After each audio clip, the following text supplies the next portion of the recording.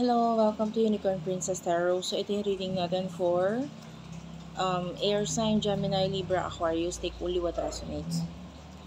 Sa mga hindi pa nakakapag-personal reading, Jane Tarot Reader, ako open din ako sa personal reading Virgo Philippines at gmail.com. Diyan ka pwede mag-inquire or dun sa aming Facebook page, Madam Space P as in Princess, and then lagyan mo na lang ng space ulit sa dulo para mas madali mo siyang ma-search. Ayan. Tapos, doon mo ko i-message. May mga admins ako na mag-a-assist sa'yo. Sa kanila ka mag-inquire kung paano magpa-personal reading. Okay, simulan na natin. Ear sign, any comment, basta positive, will do. Kahit heart-heart lang, smileys, malaking bagay yan sa akin. So, what do we have here for the sign of Air sign, Gemini, Libra, Aquarius? Medyo lumalapit lang ako guys para mas marinig mo ko. Kasi unfortunately, medyo madaling araw na dito sa amin. Actually, umaga na. 5, like that. And medyo ayoko naman mag-create ng ingay.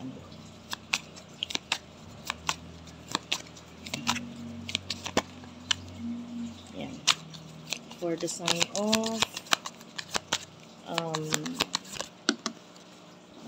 Air sign, 4 of Pentacles. Okay. So, nakikita natin dito, air sign. Pwede may mga bagay or tao kang iniiwasan. Kasi pwedeng mag-create. O yung iba sa inyo, pwede may mga bagay kang or ikaw ito mismo umiiwasan. Kasi pwede mag-create ng gulo or pagkakagulo. Yan. Pwede may mga tao ka ngayon na maybe ayaw mo munang makausap, makita, or whatsoever. Kasi pwedeng with the Ace of Wands, nag-focus ka ngayon sa mga new beginning mo eh.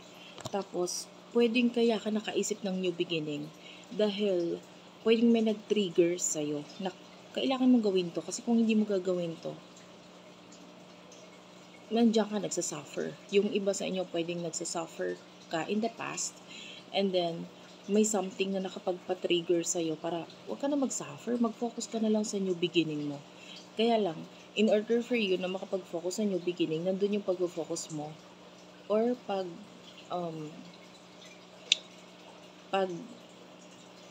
pag-iwas mo, no, sa mga taong I'm saying this as a person, maybe a particular person or people, yung iba marami, na iniiwasan mo sa ngayon, makausap, makita, or makita yung mga details sa kanila. Parang sa ngayon, iniiwasan mo muna to. So, ano yung energy ng person na kakonect mo for the sign of Air sign? Person na kakonect mo is the 4 of Wands. Okay. Anong meron sa 4 of Wands? 4 of Wands is clarified by the Knight of Pentacles. Okay. So, nakakita ko ng person dito na parang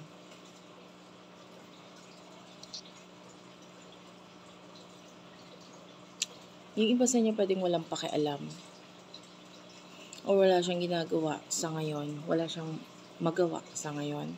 And the Knight of Pentacles, I feel like ito person na to gusto niyang mag-travel. Na pwede may ginalaman sa'yo. Kaya lang, kung mag-travel ako, pwedeng, I don't know kung may mga taong pwedeng magalit. No, kung lalapit itong taong ito sa'yo, maybe this is a person in the past na parang hindi niya pwedeng basta-basta pwedeng gawin yung mga gusto niyang gawin na may kinalaman sa'yo kasi may magagalit. Parang ganun. The High Priestess, this could be a soulmate or twin flame connection. This is a soulmate connection. Emotions niyo sa isa't isa. For air sign. Air sign. 3 of Pentacles. Yeah. Yung iba sa inyo, focus mo, growth, development mo. Okay?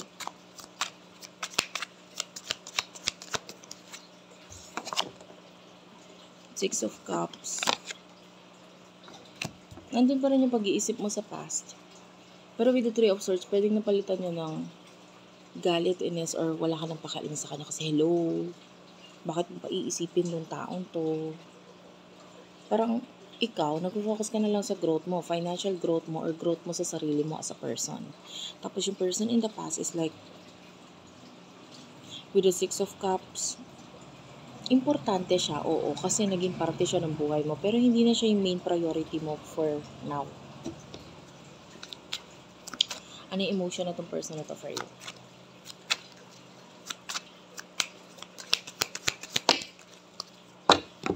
Okay. So, I feel like this is a new person, guys. King of Pentacles, Taurus, Virgo, Capricorn. Three of Cups. Yeah, itong person na to want to reconcile, want to see you. Gusto kanya makita. Nine of Wands. Gusto niya mag-travel talaga to see you. Gusto niyang makita ka in person. Maybe nakikita ka nitong person na to sa picture lang, ganun. And gusto kanya makita ng personal. Three of Wands is here. Yeah, this person na may miss ka niya. And pwede nagkaroon na ng pagkikita sa inyo in the past. Pero in the past kasi, pwede nagkakitaan kayo sa isa't isa pero nahihiya siya that time. Okay, kung nagkaroon man ng pagkikita. Tapos ngayon parang gusto niya magkita ulit kayo pero this time, parang ayoko na mahiya. And parang may gusto siyang gawin sa'yo, like maybe give you a mark or something. Or pwedeng gusto niya magpatattoo kayo together or well, yung iba, medyo parang gusto niyang do something naughty sa'yo, like give you a kiss mark or something. Or gusto ka lang niyang halikan, ganun. But I see this as a mark, something na magtatatak sa'yo. Yan. So, pwedeng gusto ka niyang lagyan ng kiss mark, gusto niya magpatato kasama ka. Or magpatato ng may kinalaman sa'yo. Okay? So, what will happen in the near future sa inyong dalawa?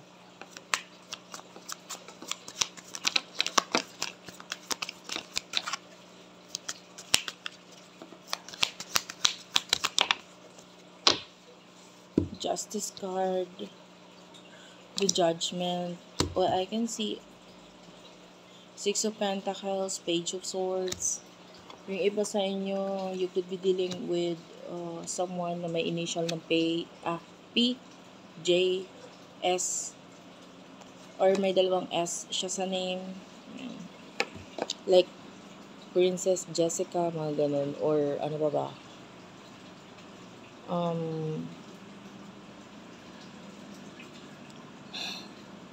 Nawalan ako ng idea ko na yung mga may S na dalawang S sa katawan.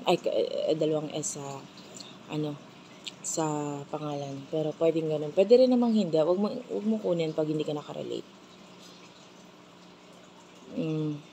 Honestly, nakita ko na relationship, marriage, or maybe engagement.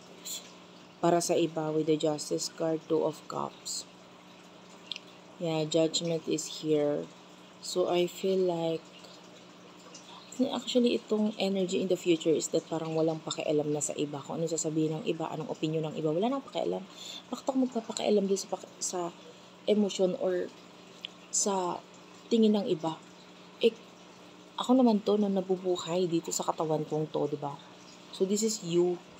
Now, with the Page of Swords, I feel like, with the Six of Pentacles, like, I feel like may pagdedesisyon kang gagawain dito na pwede may kinalaman sa pakikipagtulungan dito sa person na to, pakikipag-connect sa person na to, and it's like gagawain mo to na parang hindi mo naiisipin kung anong iisipin ng ibang tao or sasabihin ng ibang tao. It's just you